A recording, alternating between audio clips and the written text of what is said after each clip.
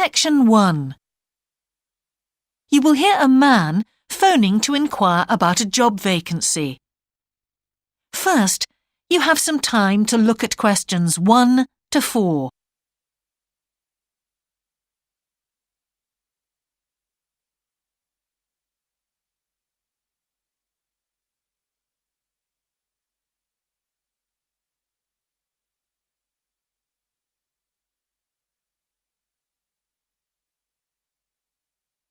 You will see that there is an example that has been done for you. On this occasion only, the conversation relating to this will be played first.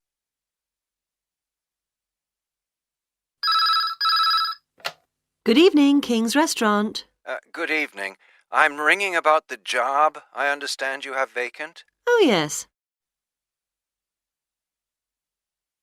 The job vacancy is at a restaurant, so a restaurant has been written in the space. Now we shall begin. You should answer the questions as you listen, because you will not hear the recording a second time. Listen carefully and answer questions 1 to 4.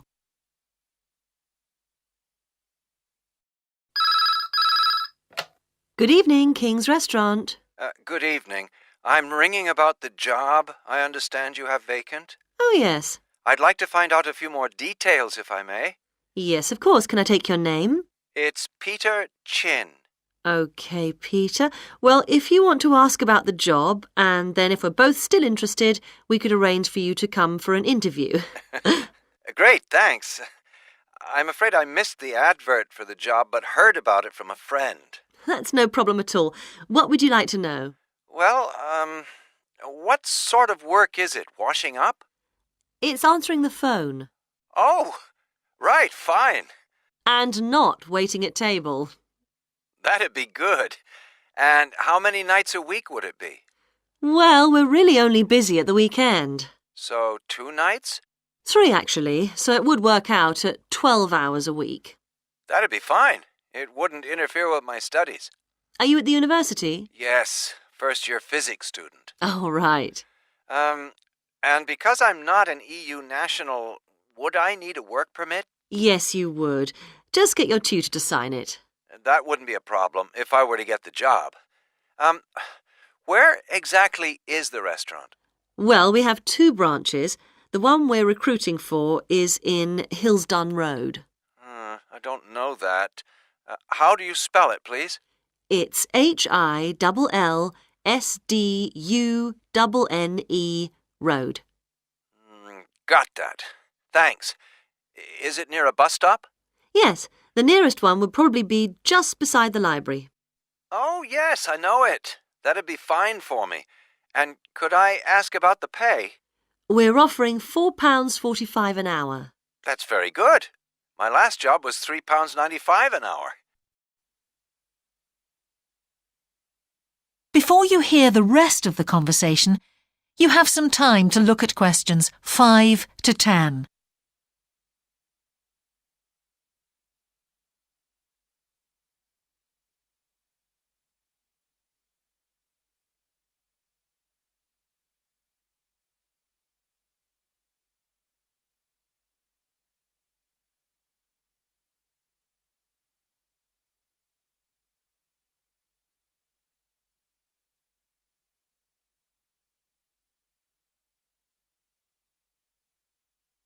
Now listen and answer questions 5 to 10. We feel it's pretty good, and we also offer some good fringe benefits. Really? Well, we give you a free dinner, so you eat well. Right. Better than hostel food. We certainly hope so. And we also offer extra pay for working on national holidays. Oh, that's a really good perk, isn't it? Yes, we think so. And then because of the difficulties of getting public transport, if you're working after 11 o'clock, we drive you home. Oh, that's good to know. Well, we'd certainly be interested in inviting you for an interview, if you're still interested. Oh, yes, certainly. Could I just also ask what qualities you're looking for? Well, for this particular job, we want a clear voice, which you obviously do have. Thanks. And you must be able to think quickly, you know. Well, I hope I... So, when could you come in for an interview? We're actually quite quiet tonight. Sorry, I couldn't come tonight. Or tomorrow, I'm afraid. Thursday's okay.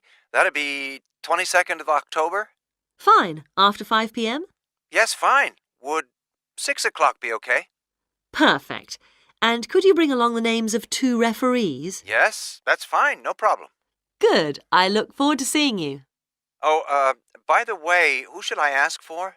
Oh, yes, of course. Sorry. My name is Samira Manuja. Can you spell that, please? Manuja. Okay. I've got that. Thanks very much. Look forward to seeing you later on then.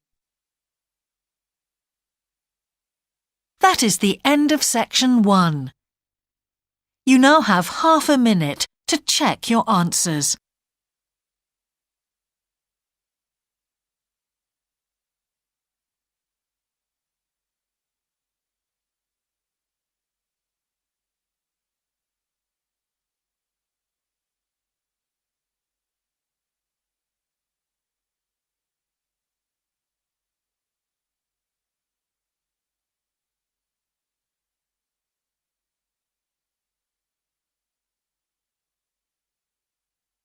Section 2.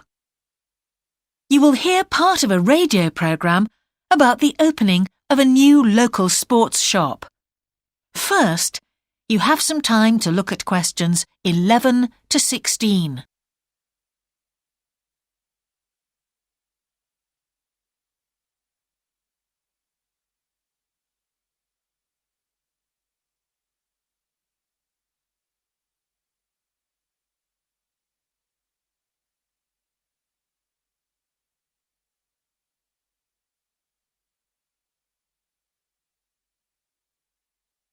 Now listen carefully and answer questions 11 to 16.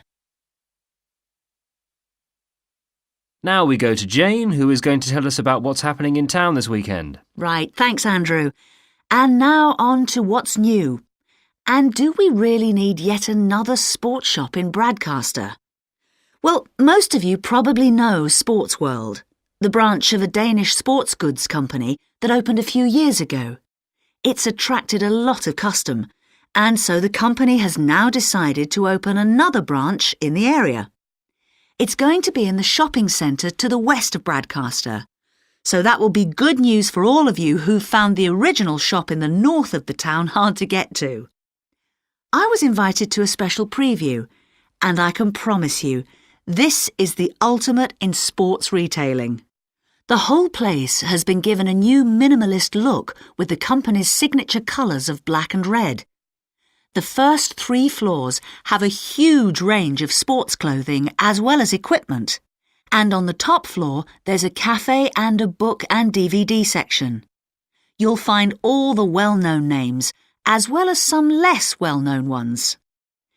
If they haven't got exactly what you want in stock, they promise to get it for you in 10 days. Unlike the other store, where it can take up to 14 days. They cover all the major sports, including football, tennis and swimming.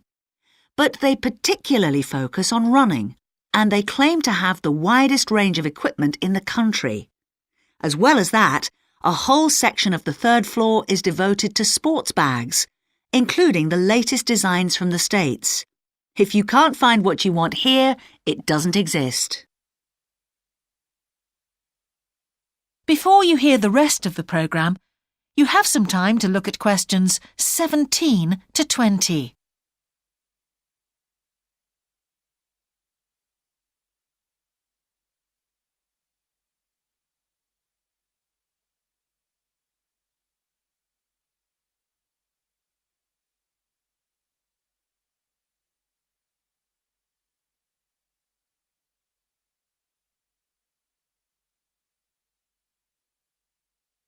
Now listen and answer questions 17 to 20.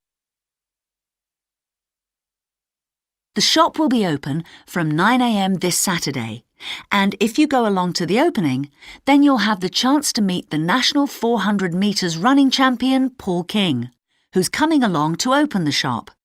And he will be staying around until about midday to chat to any fans who want to meet him and sign autographs.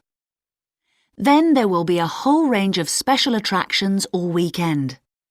There will be free tickets for local sporting events for the first 50 customers, and also a special competition open to all. Just answer 15 out of 20 sports questions correctly to win a signed copy of Paul King's DVD, Spring Tips, while the first person to get all the questions correct gets a year's free membership of the Broadcaster Gym. All entrants will receive a special sports calendar with details of all Broadcaster fixtures in the coming year. One of the special opening offers is a fitness test, a complete review of your cardiac fitness and muscle tone, actually done in the shop by qualified staff. This would normally cost £30, but is available at half price for this month only. There are only a limited number of places available for this, so to make a booking, phone 560-341. In addition, if you open an account, you get lots more special offers, including the chance to try out equipment at special open evenings. That is the end of section 2. You now have half a minute to check your answers.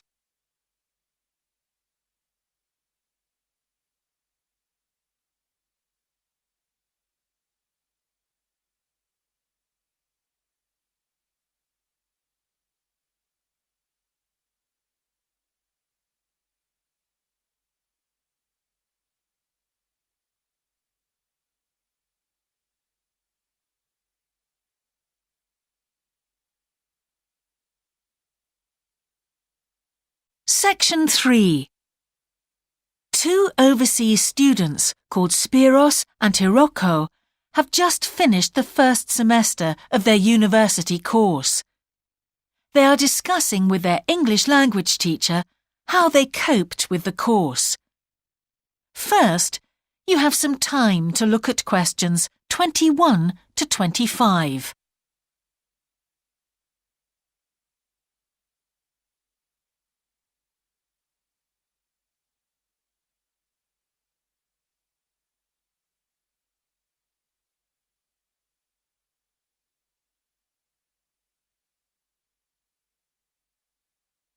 Now listen carefully and answer questions 21 to 25.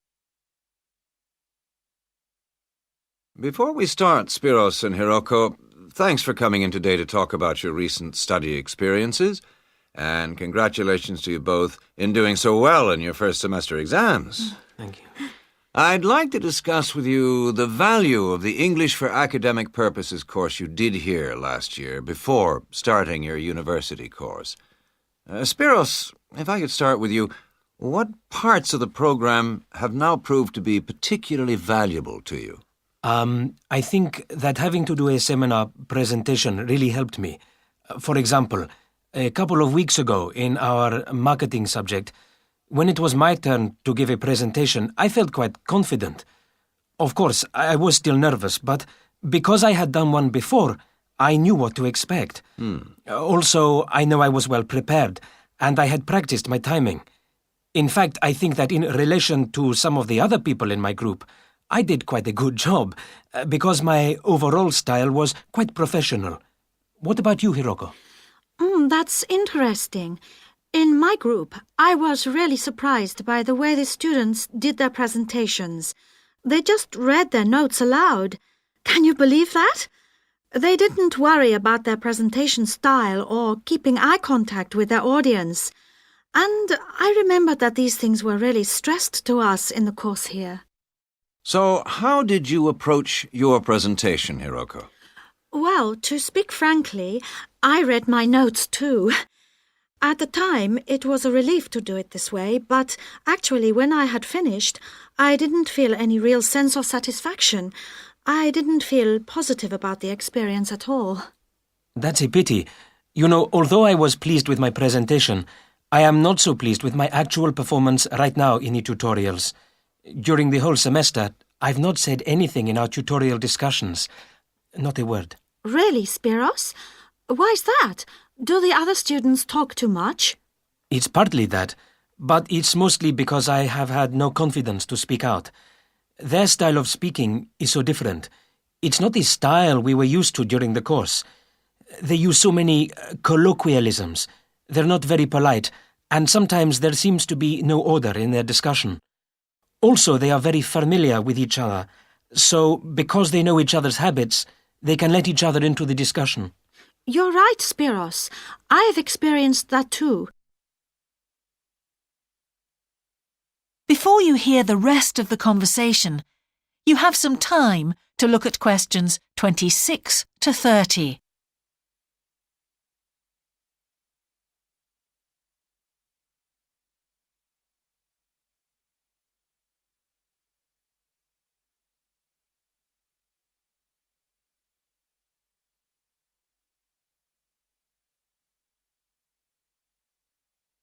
Now listen and answer questions 26 to 30. For most of this semester, I've said absolutely nothing in tutorials. But recently, I've been trying to speak up more, and I just jump in, and I've noticed an interesting thing. I've noticed that if they thought my point was interesting or new, then the next time they actually asked for my opinion. And then it was much easier for me to be part of the discussion. Oh, that's great, Hiroko. I hope that happens for me next semester. I'll have to work hard to find some interesting points. What helped you to find these ideas? I think that one thing that helped me with this was the reading. I've had to do so much reading this semester just to help me make sense of the lectures. At first, I couldn't understand what the lectures were talking about, so I had to turn to the books and journals. Every night I read for hours, using the lists of references that were given, and I made pages of notes. At breakfast, I read and read my notes again. This habit has helped me to follow the ideas in the lectures, and it's also given me some ideas to use in the tutorials. But I did so much reading anyway. I don't think there's any time left over for anything extra. My reading speed is still quite slow, though I'm much better at dealing with vocabulary than I used to be. What else do you think we could add to the course program to help with this reading problem? There's not really anything because it's my problem. I remember we were given long articles to read. We didn't like that, but now I realize that reading those long articles was good preparation for the things I need to read now. Also, in class, we regularly had speed reading tasks to do, and we kept a record of our reading speed, so the teachers were encouraging us to work on that. That's true, Spiros, but what we read could have been different. Sometimes in the English class, I felt frustrated when I had to read articles about the environment or health or education, because I wanted to concentrate on my own field, but we didn't read anything about engineering. So I think I wasted some time learning vocabulary I didn't need. But surely the strategies you were taught for dealing with that vocabulary were helpful? Yes, but psychologically speaking, I would have felt much better working on reading from my own field. What do you think, Spiros? Oh, I agree. That would have helped my confidence too, and I would have been more motivated. It was good, though, that we could work on our own topics when we wrote the research assignments. Okay, let's move on to writing now. That is the end of section 3. You now have half a minute to check your answers.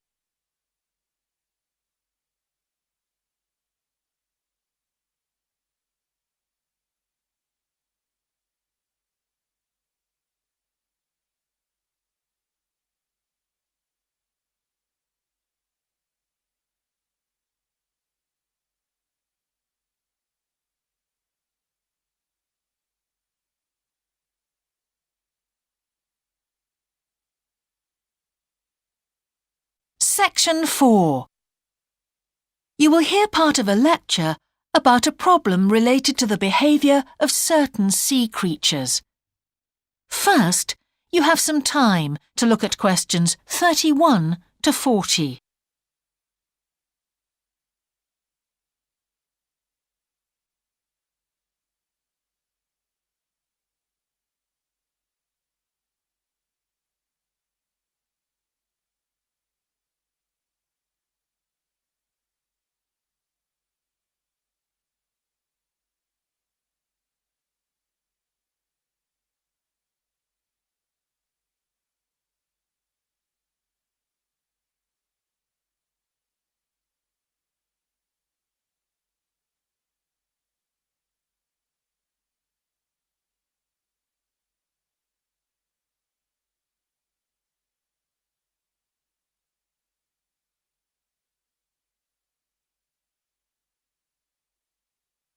Now listen carefully and answer questions 31 to 40. Good afternoon, everyone. Well, with some of you about to go out on field work, it's timely that in this afternoon's session I'll be sharing some ideas about the reasons why groups of whales and dolphins sometimes swim ashore from the sea right onto the beach and, most often, die in what are known as mass strandings. Unfortunately, this type of event is a frequent occurrence in some of the locations that you'll be travelling to, where sometimes the tide goes out suddenly, confusing the animals. However, there are many other theories about the causes of mass strandings. The first is that the behaviour is linked to parasites. It's often found that stranded animals were infested with large numbers of parasites. For instance, a type of worm is commonly found in the ears of dead whales.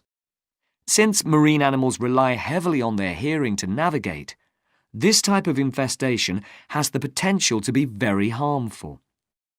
Another theory is related to toxins or poisons. These have also been found to contribute to the death of many marine animals. Many toxins, as I'm sure you're aware, originate from plants or animals. The whale ingests these toxins in its normal feeding behaviour, but whether these poisons directly or indirectly lead to stranding and death seems to depend upon the toxin involved. In 1988, for example, 14 humpback whales examined after stranding along the beaches of Cape Cod were found to have been poisoned after eating tuna that contained saxitoxin, the same toxin that can be fatal in humans.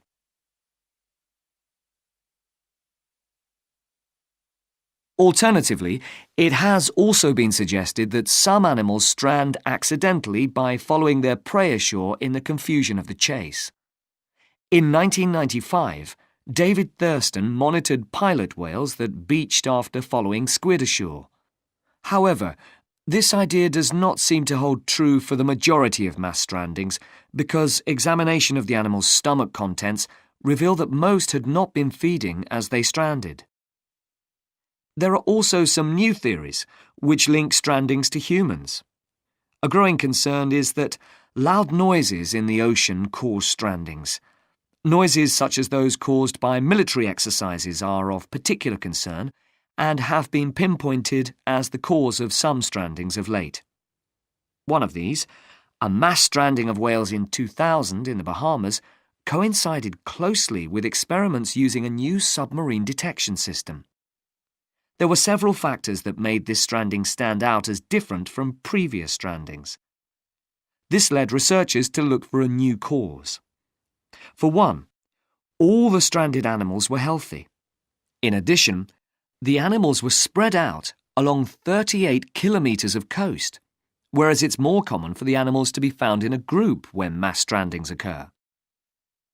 A final theory is related to group behaviour and suggests that sea mammals cannot distinguish between sick and healthy leaders and will follow sick leaders, even to an inevitable death. This is a particularly interesting theory, since the whales that are thought to be most social, the toothed whales, are the group that strand the most frequently. The theory is also supported by evidence from a dolphin stranding in 1994. Examination of the dead animals revealed that, apart from the leader, all the others had been healthy at the time of their death. Without one consistent theory, however, it is very hard for us to do anything about this phenomenon except to assist animals where and when we can. Stranding networks have been established around the world to aid in rescuing animals and collecting samples from those that could not be helped. I recommend John Connor's Marine Mammals Ashore as an excellent starting point if you're interested in finding out more about these networks or establishing one yourself. That is the end of section 4. You now have half a minute to check your answers.